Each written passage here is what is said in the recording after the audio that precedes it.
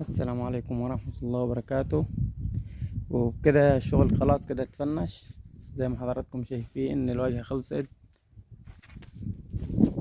طبعا النجار عامل هنا حاجة زي السلم كده كذا درجة، دي هتاخد وقت في الشغل يعني. الحماتها ما شاء الله عليها كله مسلم على بعضه.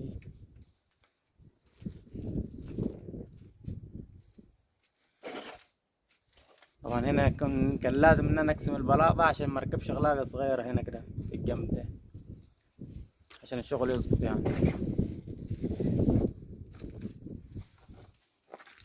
والشوية دول ما كانش فيه بلاط ركبناهم حتت صغيرة عشان ما فيش بلاط، قلنا بدل ما يجيب تاني.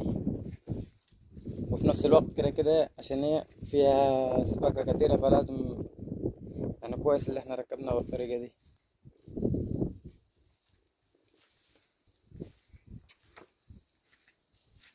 حاجة لما تتقفل بتبان كويس.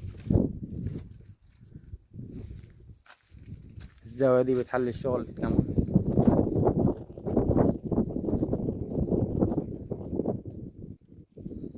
والساك وقسم الحام شغل ما شاء الله. والاسمنت الابيض يعني بيدي للبلاطة شكل كده كويس، بيبان الشغل غير لما تسقي بوكسيد. وتاني حاجة الاسمنت الابيض اقوى من الاكسيد كمان شديد، ما يخلعش بسهولة. لكن الاكسيد ده اقل حاجة تلاقيه طلع.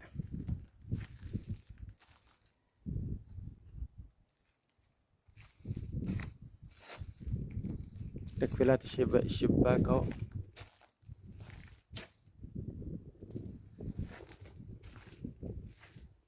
لازم القطعات تبقى تمام، ماشية الحام والدنيا تمام. والسلام عليكم ورحمة الله وبركاته.